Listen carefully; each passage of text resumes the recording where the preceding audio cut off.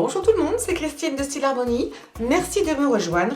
Aujourd'hui, tutoriel débutant pour faire des cartes. Je vais vous montrer quand vous n'avez pas de matériel ou très peu, comme il est quand même très facile de faire une carte. C'est aussi un bon exemple pour faire une carte de dernière seconde. Si vous n'avez pas le temps de sortir les machines, les ciseaux, la colle, etc. Vous pouvez faire une carte en vraiment très peu de temps avec ce qu'on appelle des die cuts. Alors les die cuts, c'est quoi? Ce sont des images prédécoupées. J'ai un exemple ici que l'on m'a gentiment offert. Il fait partie du cadeau que l'on m'a offert il n'y a pas longtemps. Donc trouvez chez Action, mais vous pouvez absolument en trouver n'importe où. L'avantage c'est qu'ici, ils ne sont pas chers. Il y a des super images dedans. Donc j'ai prévu 2 vidéos, celle-ci qui est la première, et il y en aura une où je vous explique peut-être un peu plus en détail comment on fait. Parce qu'en fait cette vidéo avait déjà été enregistrée mais la qualité était tellement mauvaise que j'ai eu honte et je me suis dit que j'allais recommencer en changeant de place parce qu'il y avait de l'écho et c'était vraiment pas terrible. Alors la première, la voici. Donc vous avez donc toutes ces feuilles, vous avez des images qui se répètent et en fait c'est très facile. Alors celle-ci je m'en suis déjà servi, vous voyez des fois vous avez celle-ci, vous avez plusieurs cartes qui se répètent et c'est fait pour être empilées les unes sur les autres. Ceci dit, vous pourriez très bien utiliser chacune de ces images indépendamment et les mettre sur des cartes séparément. Ce n'est pas une obligation, c'est une option que l'on vous propose. Vous voyez là, ça marche ensemble et ça marche ensemble. C'est du prédécoupé, ce ne sont pas des autocollants. Il vous suffit de les détacher. Alors allez-y doucement parce que des fois il y a beaucoup de détails. Et ensuite, je vous montre justement comment c'est fait. Alors, j'ai préparé une carte. Alors, j'avais commencé à le faire et la vidéo n'a pas voulu se mettre en marche, décidément. Mais pas de souci. Donc, je me suis préparé une carte.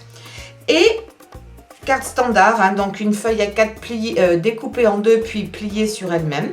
Je me suis déjà détaché tous les petits morceaux que je voulais. Et en fait, je ne vais pas en avoir énormément. Je me suis découpé donc ceci. Les petites fleurs qui vont venir par-dessus et le papillon en relief. J'ai également au cas où prédécoupé une petite fleur et on va commencer à les mettre. Alors ce qu'il faudra absolument faire, et là j'avais commencé à le faire donc je vous dis, je la recommence cette vidéo. Vous allez mettre des petits, de la mousse double face, achetez également celle-ci chez Action. Et vous allez en mettre sur l'image de base. Alors vous pourriez très bien coller votre image ici directement sans utiliser la mousse. Mais comme je ne vais pas avoir beaucoup d'épaisseur, je peux me permettre de la mettre celle-ci en épaisseur. Sinon ça risquerait d'être trop épais. Donc là je me suis déjà avancée. Ce n'est pas la peine d'en mettre partout. Vous en mettez 3, 4, 5 au maximum si vous le vouliez. Et celle-ci je vais la placer plutôt vers le haut parce que je vais mettre une décoration en dessous. Alors voilà ma première image qui est collée. Ensuite, j'ai fait pareil, je me suis avancée bien entendu et je vais me rapprocher un petit peu. Voilà. J'ai fait la même chose ici avec mon petit papillon. Et ce que je vais faire même, c'est que le papillon, je vais le plier comme ça un peu en deux. Je vais parfaitement le superposer à l'autre qui est en dessous, qui est son frère jumeau. Et ça va me faire un papillon en 3D. Et vous voyez que la mousse, on ne la voit quasiment pas. Il faut vraiment venir sur le côté, mais ça, il n'y a pas 36 solutions possibles.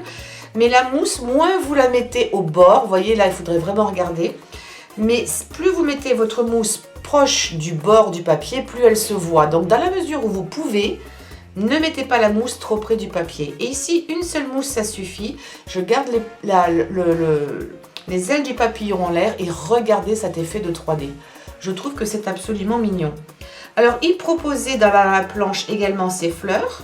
Donc là, j'ai mis 2 petits carrés. Je refais exactement la même chose.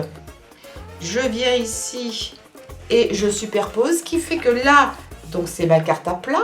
Là, j'ai ce premier dessin qui est déjà surélevé et j'ai ces 2 morceaux-là qui sont surélevés. Donc, ça fait vraiment quelque chose de joli, d'intéressant à regarder, de simple.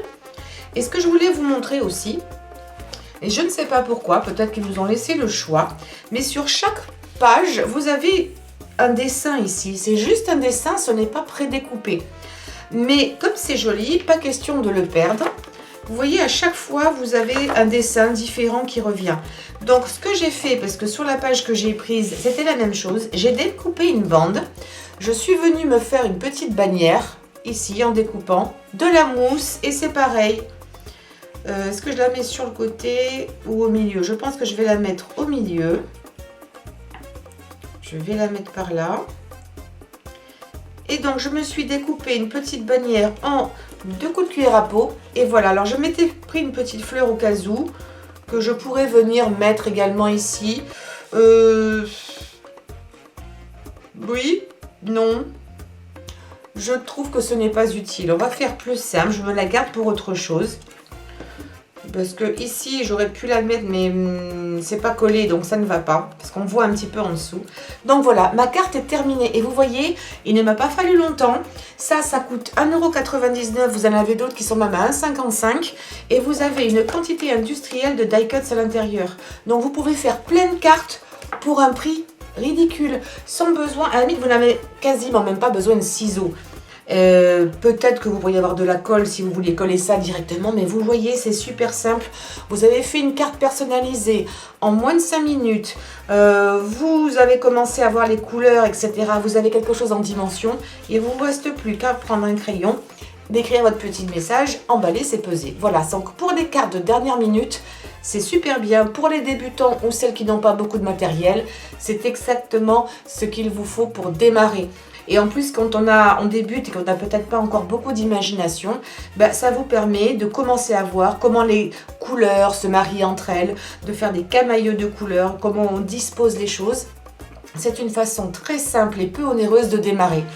Voilà, j'espère que cette vidéo vous aura plu. N'hésitez pas à me laisser vos commentaires ou vos questions, je reviens toujours vers vous. Ou si vous voulez juste passer me dire un petit coucou, ça me fait plaisir aussi. Et puis également de souscrire à cette chaîne, de cliquer sur la cloche pour recevoir à chaque fois un mail quand je poste une nouvelle vidéo. Et de partager sur les réseaux sociaux. Je vous fais de gros bisous. Portez-vous bien, je vous dis à bientôt. Ciao, ciao!